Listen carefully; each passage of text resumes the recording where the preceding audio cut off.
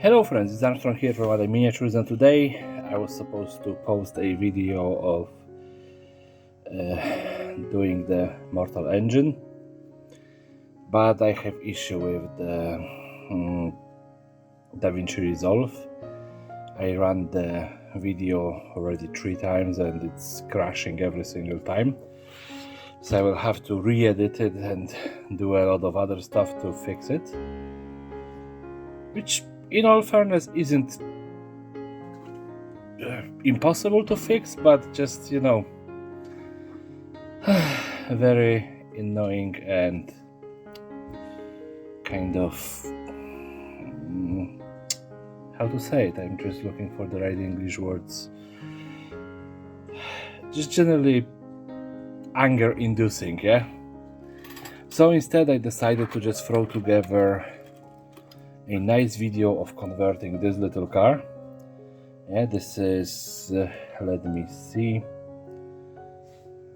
Flight 303. I don't know what model of the real car it is, yeah, but I generally like the shape. Of course, this one is stripped of paint because this is the one of the old cars that I spent extra time taking the paint off. Yeah, and I don't know what they're gonna do with it, but you know, add some weapons, maybe some spikes, yeah, and just, you know, generally just do something crazy with it. Not too crazy though, because I don't have that much time today. It's already after 11 and I'm planning to go to bed around midnight, so I'm just gonna throw it together right now and post it in the morning. It's gonna be Wednesday morning. Unfortunately, I want to post this video on Tuesday. Okay, but that's enough of talking. Let's get on the table and start building. Oh, so okay, I don't know why I left this one. I am somewhat prepared for the build. I, you know, took the pieces out and have a look how they're gonna look on the car. And what I want to start with is this half tank. Yeah, it's a 3D printed piece, and most of this is 3D printed. Like I said, it's just a quick build.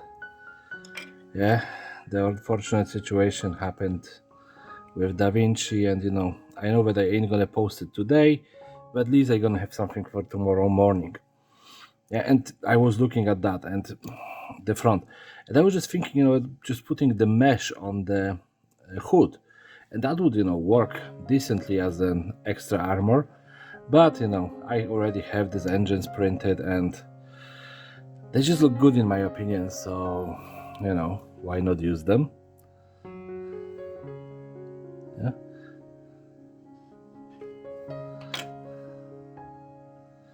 So I'm just gonna attach this engine to the hood. There is a tiny bit of issue that it isn't perfectly flat, but the layer of paint gonna pretty much hide all of my crimes on this one. Yeah, and Shadow, you ask me why rush through something fun. The last video that I made, the 15 minutes one, I wasn't actually rushing. This is pretty much my process. Yeah, I usually cut out the hair dryer. Yeah, and you know, like most of the builds take me between like 30-40 minutes to an hour, and the ones that take me an hour are usually around 40 minutes, and the extra time that I spend is usually just, you know, gabbing with my wife. So yeah, this wasn't really rushing. This was my normal process at the moment. You know, after what now, over 100 cars, I think that I get the kind of general skill in just converting them. Yeah, and you know, sometimes it may feel repetitive. Yeah, because well, at some stage you ain't gonna be able to do something truly original. Yeah, like you get to that point when well, especially me, yeah, I'm very kind of iffy about this stuff. I get to the point when I'm like, I did that already. And this isn't really nothing new. You know, just a big engine, big gun, a tank on the back, yeah, some extra pipes. This isn't anything extremely revolutionary, sorry. Oh, I have such issues with English today, it's just escaping me all the time. Yeah, but well, at this stage, you know, someone can ask me, so if you done something similar already, why are you keep on doing that? I simply love converting those cars, yeah. This is so much fun. I'm a hobbyist, and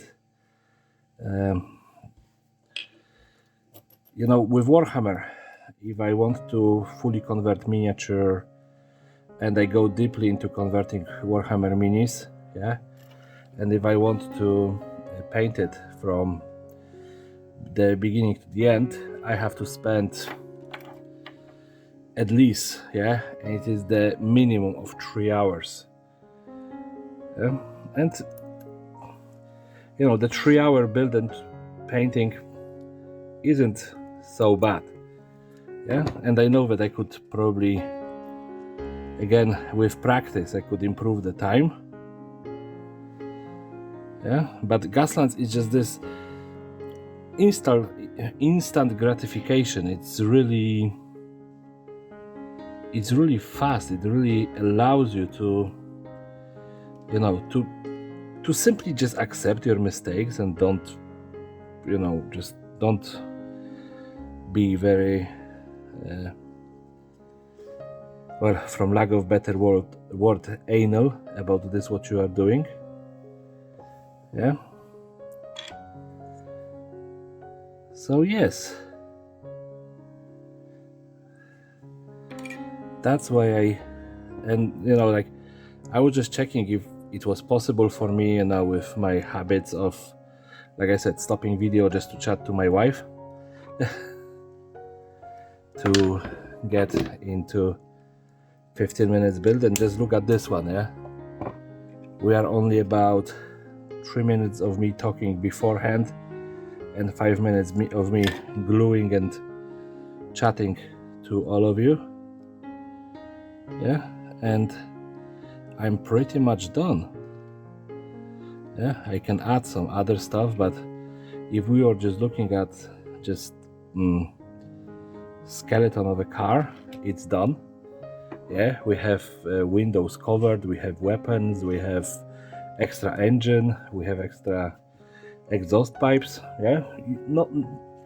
Not much necessary to finish this one, yeah. I'm gonna add some spikes because simply I want to, but if I didn't want to do that, yeah, this would be definitely a finished car.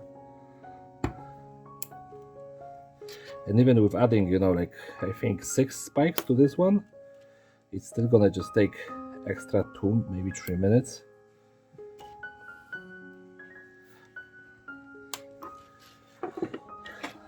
So yeah, there is really no rushing in here. I'm just that good, you know, that good. And don't ask me what those pipes are, why they are here, yeah. There is no rhyme or reason for that. I just feel like putting some pipes on the roof. There may be flare launchers or whatever, yeah. Maybe he is prepared for, you know, anti-air fights.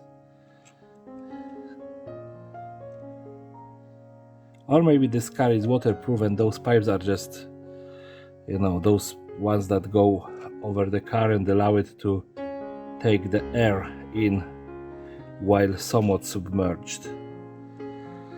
You can have plenty of good excuses to add some pipes to your roofs. And by God's grace, I don't know where is my baking soda. Oh wow, that's great. Okay, so we have a little bit of a double mohawk, yeah, but that's it for the converting part of the build. I just gonna get, well, I'm just looking at the time. I might have, a couple of minutes to edit it and post it today. We will see. Now I just gonna find my baking soda and solidify the glue. And I have someone commenting that the super glue accelerator is just a solvent and some water. Yeah. So if you know what sort of solvent, yeah, give me a shout, because if it is just as simple as, I'm gonna just add this, sorry, I want to add something extra. If it is as simple as mixing just two different things, water and some sort of solvent, I don't know, alcohol or something, I'm all up for doing that, yeah, for making that. So just if you watch this and if you know what I'm talking about, give me a shout. Yeah, but now I'm just gonna, like I said, some baking soda and some black paint, and be right back. So here it is, nicely black bumped. Unfortunately, I wasn't lucky enough to find the baking soda, so I'm not that keen on doing heavy dry brushing on this car. Yeah. Which means I'm gonna do it. Yeah, because we know how I am. I always have to do some dry brushing. Actually, I think that my biggest downfall with Warhammer miniatures and even Dungeons and Dragons miniatures was the fact that I wasn't dry brushing enough. Yeah. Basically, I was trying to learn all of these cool techniques, glazing, layering, wet blending, and whatever else I could get my hands on. Yeah, and don't get me wrong, they are great techniques. And most of the people online who show you how to do that definitely have more experience than me, even with dry brushing, and have better skills with them. But what I discovered, that once you get to a certain point when you are feeling very comfortable with your painting, is to to dry, like for example the two demi-glyphs that I painted. Yeah, I'm very happy with them. Oh, there you go, the glue just gave up. I'm very happy with how they turn out, but my entire painting scheme was basically a light undercoat, and in that case it was a bleached bone. Then to add the color, yeah, and I was actually just using a Argrax Earthshade in most cases, or very thin down brown, and I was actually dry brushing with that color on top of the light color. And then wash again, then again dry brush, wash, dry brush, wash, dry brush. And after about 4 layers of playing like that, yeah, you get this kind of very nice and smooth color that really doesn't require much of, it's pretty much effortless. Only big issue is a amount of layers you are putting down. So yeah, but okay, let's get this car finished. And what I want to do, I want this car to be green, and I know I don't have too many green cars, and I don't want this car to be properly per se painted. Yeah, I want it to be like the color looks, just being barely attached to it. So just dry brush with green on top of this dry brush with metallic that I already did. And I may come back, with something else, but this is the paint, this is gonna, not perfect. It's gonna show that it is very scratched, maybe. I hope so. Yeah. Yeah, but getting back to my TED talk, yeah, I do strongly believe that complicating your color scheme and your painting can be very detrimental to your productivity as a painter at the end of the day. Because I remember when I was getting so stuck into my way of thinking that I couldn't paint 2 minis in a year. Yeah, well, I made a little exaggeration in here. I actually, every single year I painted at least 10 minis, but you know, now I'm painting 1 mini daily, and I have at least 3 or 4 minis sitting and, you know, waiting to be finished. So, and by mini I mean car at this stage, but still it is a form of miniature. It is a miniature car, so why would I discard that? All right, so I have this. Now let's get my red color and do some, of course, weathering. So I have dot of red here. They don't have a clue where they put my orange after yesterday, which is just lovely. Yeah. This is typical me, yeah? So don't worry. So yeah, some of this red on top of that green, and just, you know, stippling. Like I said, this brush is very frail, and that's nice for this, because you just get somewhat random pattern, and if you just turn it around, yeah, you ain't gonna be repeating the same pattern in the same place.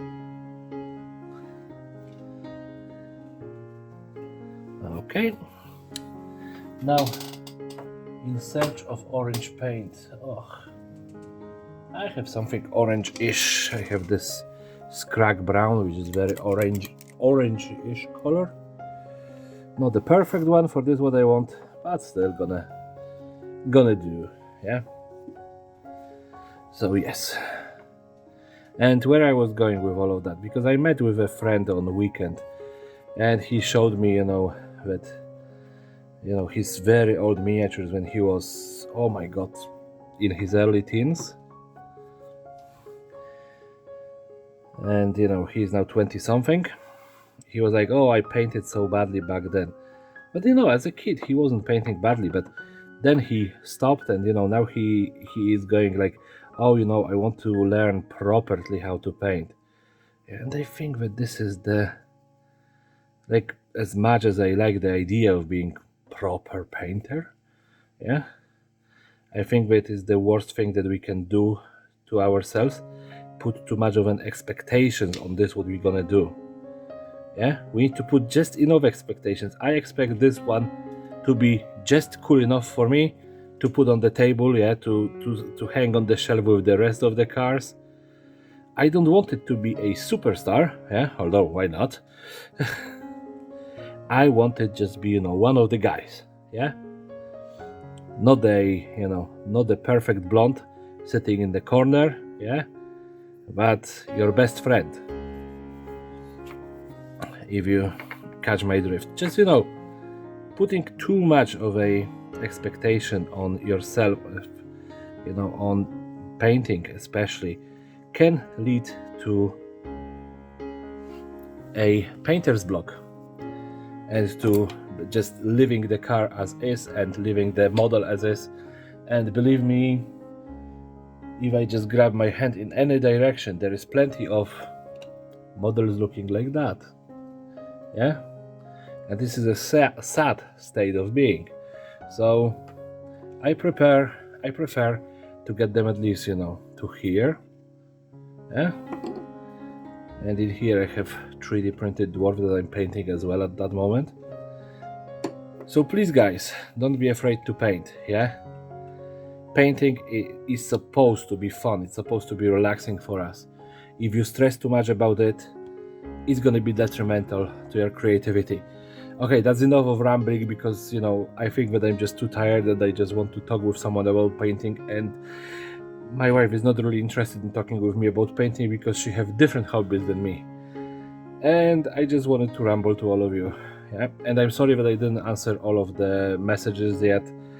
I simply didn't have enough time today, so I'm gonna answer them tomorrow morning, well, Wednesday morning, you're probably gonna see that on Wednesday morning, whatever.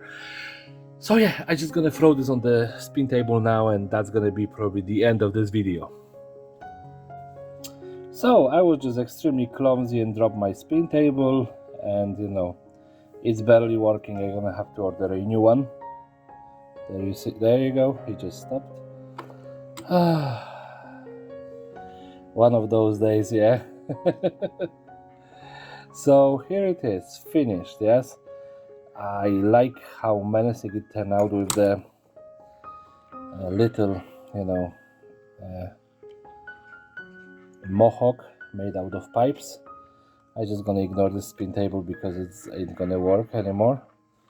Yeah, and the color do actually work with all the rust and everything.